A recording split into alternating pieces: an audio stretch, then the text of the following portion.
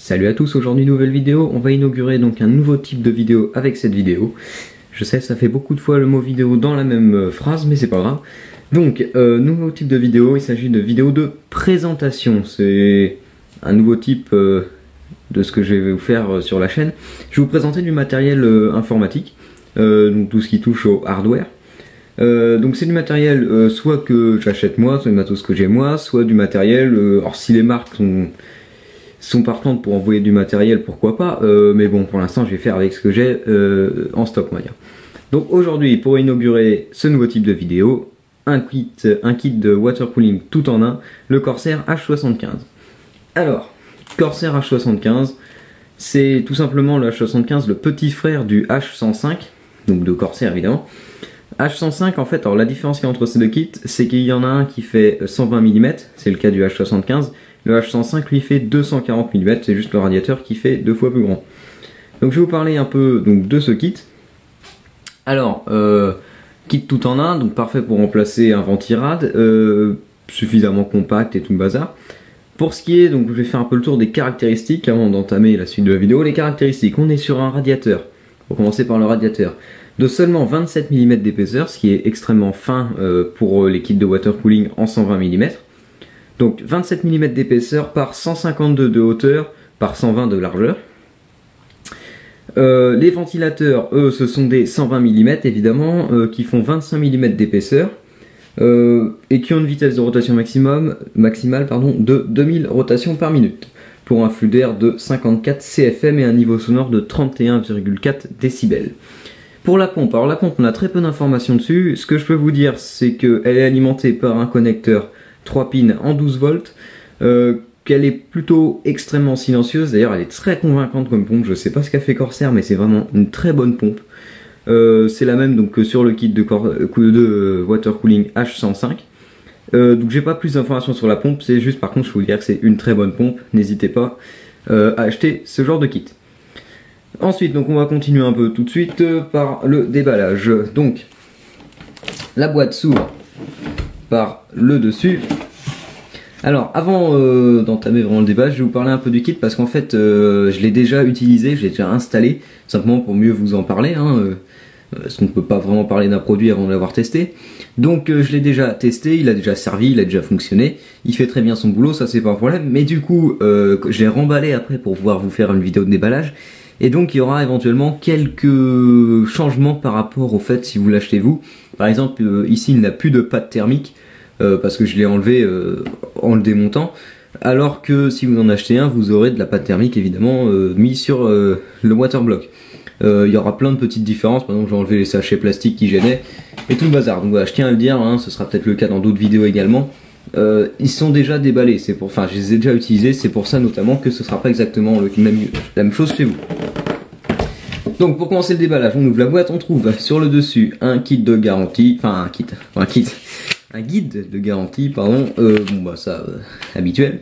Ensuite on a le guide d'installation, Quick Start Guide, toujours pareil, H75, alors très très bien détaillé. Pour faire les installations, il n'y a aucun problème. Vous voyez, on a vraiment toutes les images, je vous explique tout. La mousse qui protège. Et en dessous, on trouve le kit. Alors, on va commencer. Nous avons les ventilateurs. Les fameux ventilateurs SP120. Ce sont des SP120. Si vous ne croyez pas, c'est écrit à l'arrière. Non, c'est même pas écrit à l'arrière. C'est écrit sur la boîte que ce sont des SP120. Alors, même si ce sont un peu des faux SP120, je sais qu'il y a des gens qui s'en plaignent, je vous parlerai de ça juste après. Voilà donc les ventilateurs, on en a deux pour le push-pull, brochés en, 4 broches, c'est un connecteur, 4 pins, donc ils sont PWM. Ensuite on continue, alors on a la fixation, la backplate pour Intel et la griffe pour AMD. Ensuite on a les vis pour AMD, les vis pour les ventilateurs, les vis pour Intel, ainsi que les grosses vis qui sont elles Intel et AMD, mais elles sont mises avec le kit Intel normalement. Et enfin, un dédoubleur PWM pour alimenter les deux ventilateurs avec un seul port fan. Et enfin, ce coup-ci pour de bon, le kit de water cooling. Donc j'ai enlevé la boîte. Voilà, ce kit de water cooling Corsair H75. Donc je vais faire un peu de ménage sur le côté. Ok, donc kit de water cooling. Le radiateur, on va commencer par lui. Alors il est forcément un petit peu poussiéreux, peut-être parce que, comme je vous ai dit, ça a servi. Donc 120 mm standard, épaisseur de 27 mm, 2,7 cm. Donc c'est assez fin pour les radiateurs, surtout pour ceux de 120, parce que ceux de 120, comme ils ne font justement que 120 mm de côté, enfin 12 cm de côté, ce qu'ils font, c'est qu'ils mettent les radiateurs plus épais pour qu'ils aient une meilleure dissipation thermique et compenser un peu l'écart qu'il y aurait face à, par exemple, un radiateur de 240. Sauf qu'ici, Corsair a fait le choix de, malgré tout, garder un radiateur de seulement 27 mm d'épaisseur. Donc c'est un peu étonnant. Voilà, petit autocollant dessus. Petit autocollant dessous, toujours. Les tuyaux sont sertis, hein, ils ne sont pas démontables, hein, comme la plupart des kits. Les tuyaux lisses, ce qui peut être sympa. La pompe avec la base. Sa protection. Alors normalement il n'y a plus de pad thermique, mais normalement vous avez un pad thermique de préappliqué dessus. La pompe est donc alimentée en PWM 12 volts.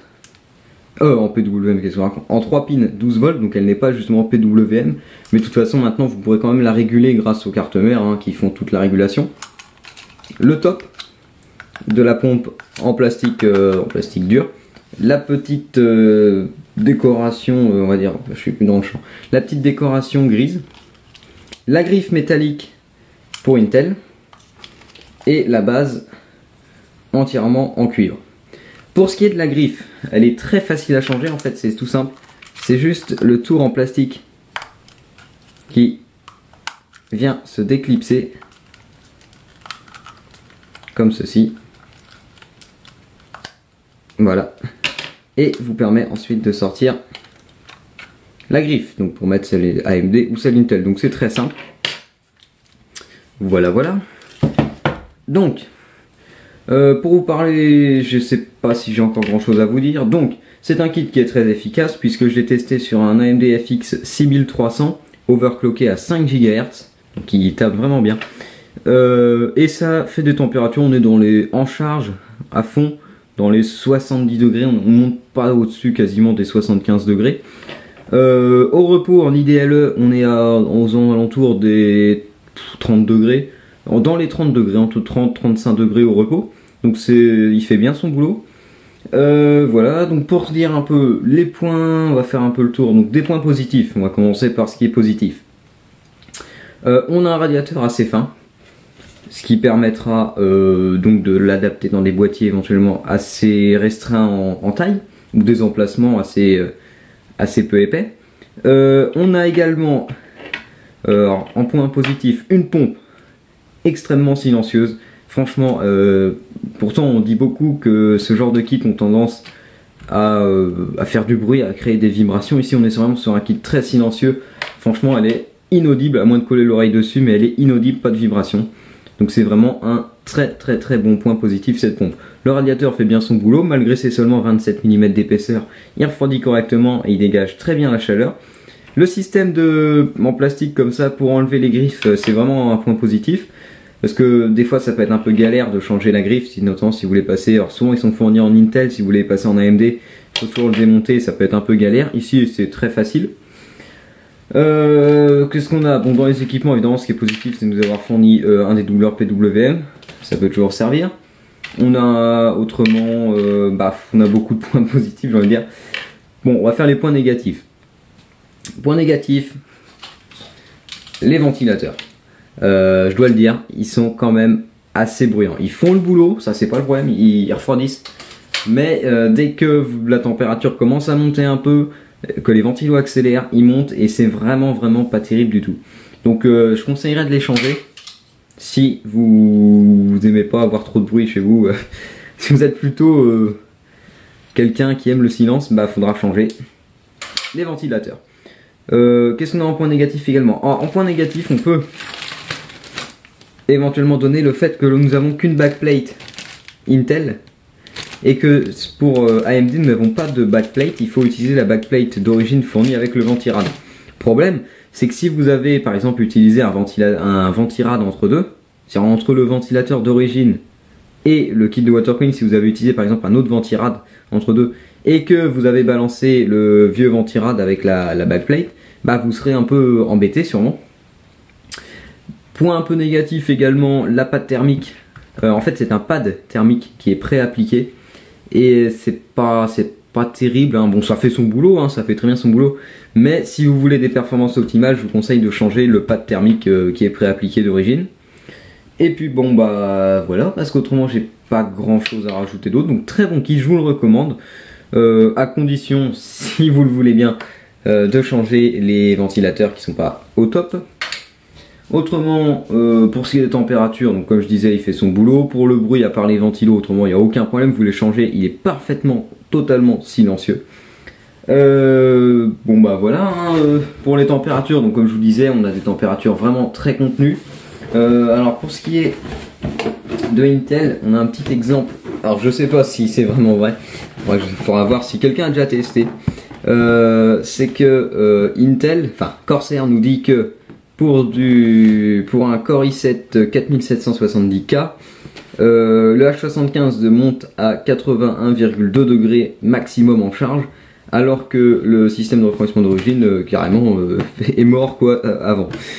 On verra. Si quelqu'un a déjà testé ce kit sur un Intel 4770K, bah, il peut nous dire s'il a déjà fait des tests, ce que ça donne. En tout cas, voilà ce que nous donne un peu Corsair comme valeur. Pour la compatibilité des sockets, bon, évidemment c'est moderne, donc c'est tous les sockets. Il sera compatible socket, alors pour Intel, LGA 1150, 1155, 1156, 1366, 2011. Et normalement, je crois qu'il est compatible avec le tout dernier socket 2011 version 3, là, la toute dernière plateforme Intel. Pour AMD, il est compatible AM2, AM3, FM1, FM2, y compris les versions plus comme la M3+, les FM2+, je crois. Enfin, pour AMD, c'est facile car c'est standard depuis des années et ils changeront, je pense pas, de sitôt les fixations chez AMD. Voilà, donc c'était le kit de water cooling H75.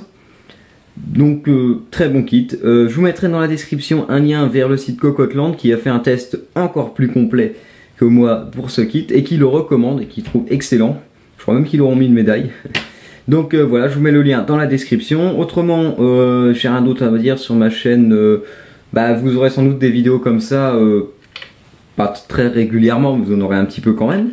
Tout dépendra des arrivages du matériel, on va dire. Voilà, donc je vous dis à la prochaine, et puis bah, abonnez-vous, mettez des likes, et n'hésitez pas à commenter les vidéos, si vous avez des questions, des choses à dire, des commentaires, des recommandations, des points positifs comme des points négatifs, vous pouvez tout mettre dans les commentaires, j'en tiendrai compte au maximum. Voilà.